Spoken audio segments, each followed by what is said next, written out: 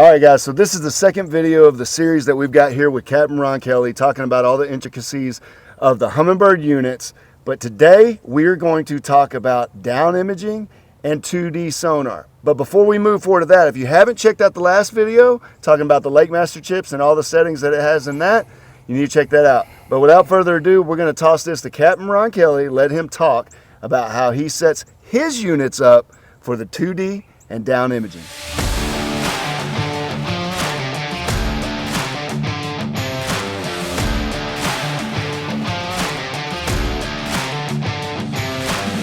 All right, guys, we're gonna go into detail about 2D sonar and DI, down imaging, and explain a little bit of the difference. So I'm gonna start right here with 2D sonar. The way I like to explain to my customers 2D sonar is I like to use the illustration between my phone and I'm looking at like a weather app. At WeatherBug, I pull it up and I pull the radar up and I'm looking at it and I see a little bit of green, a little bit of yellow, and then I start to see some red. When I start seeing the red, it alerts me. It lets me know the green's a little bit of rain, but the red's some serious rain and maybe a storm.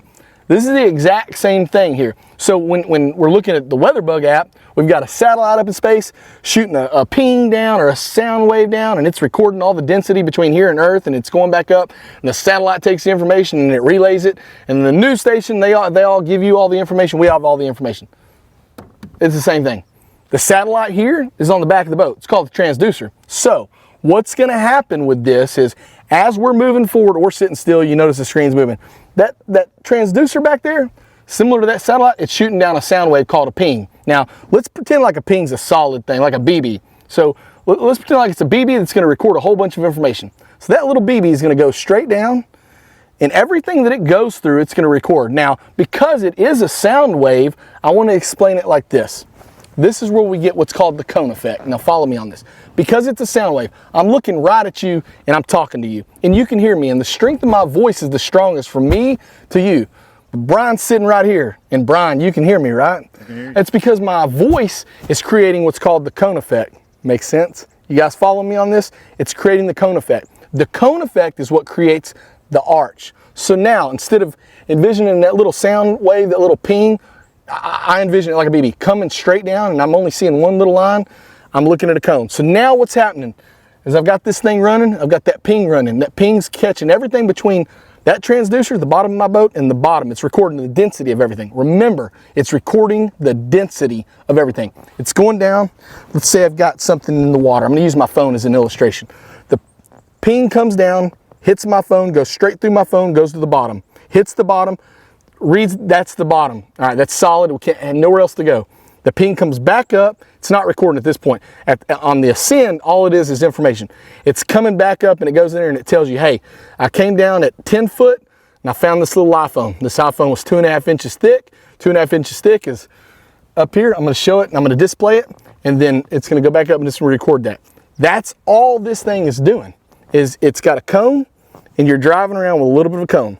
So envision this, you got the fish sitting here, here comes the cone. The cone hits the front of the fish, it creates the beginning of the arch. The arch starts to go up.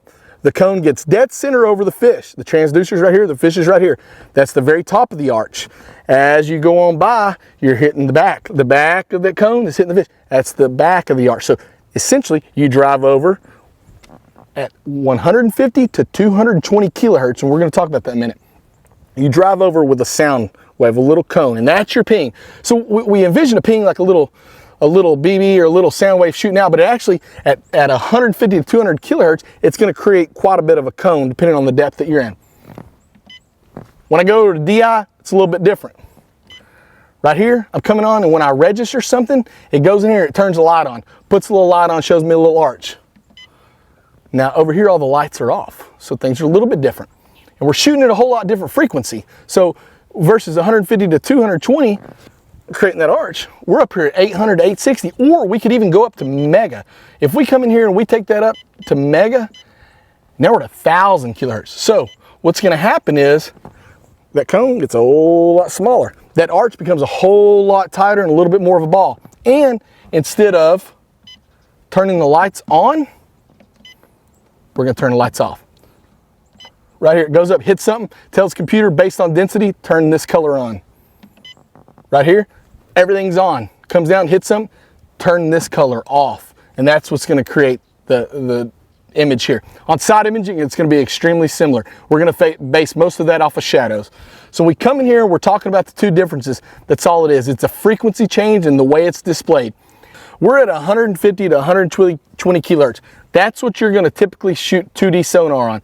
The slower it is, the slower it goes down, the more information it's going to gather. Now, when we up that speed and we go in here to our sonar and we go up to down imaging and we're at 800, it's just so much faster. You know, I was explaining to Brian earlier, it's almost like if you're driving by in a car and you're driving 50 miles an hour and you're looking out the window, you see a whole lot of stuff. If you're driving 250 miles an hour and you're looking out the window, you're not going to see near as much. You're not going to get near as much detail. You're going to get a really strong signal on 2D sonar, especially in really, really deep water. Now, what I encourage all anglers to do is try to run both technologies side by side. A lot of times when I'm running my graph, I'll have side imaging across the bottom. I'll have 2D and DI here, and it allows me to see a comparison. Sometimes you're going to pick up something on 2D that you might not on DI, and vice versa. So when we start talking about the settings, I don't want you guys to get way overcomplicated. We've got sensitivity and contrast, and when we go to DI, we have sensitivity, contrast, and sharpness. So let's talk about these settings. Sensitivity is going to be the brightness. It's going to be the strength of the actual palette or the image. Contrast is going to be darkness. It's kind of be the opposite. All that I want you to do is go in here and customize the image. The transducer is recording the information. It's sending the information to the unit. The unit's displaying the information regardless of how you have this set up. You're customizing these settings for an image. Just like if you hired somebody to come in and set up your TV. If we bought our TVs and the image looked really, really bad, we had to go in there and we had to fine tune every one of those little settings, it's the same thing. All we're doing is changing the image quality, not the actual image itself. The frequency is what's doing that. That's the actual recording part of the information. The settings, they're just display. That's all stuff just to make it look a little bit better. So 2D is not going to give me near the options. When I go into down imaging on the Humminbird unit, it's going to give me sharpness and it's going to give me a dynamic contrast. Sharpness is just that. It's sharpness. It's taking pixelated images and it's making them a little bit sharper, taking some corners off and making them a little bit better. On contrast, it's darkness. So if you notice at the bottom, we have DI, dynamic contrast. All that setting is going to do is take the darkness, which is contrast. You're taking the lights and the darks and creating a contrast, creating a separation, which shadows and those sort of deals, that's what that's doing. So dynamic contrast is just a super boost to the darkness. I typically leave dynamic contrast off on all of my Humminbird units. I always keep that sharpness on off or low.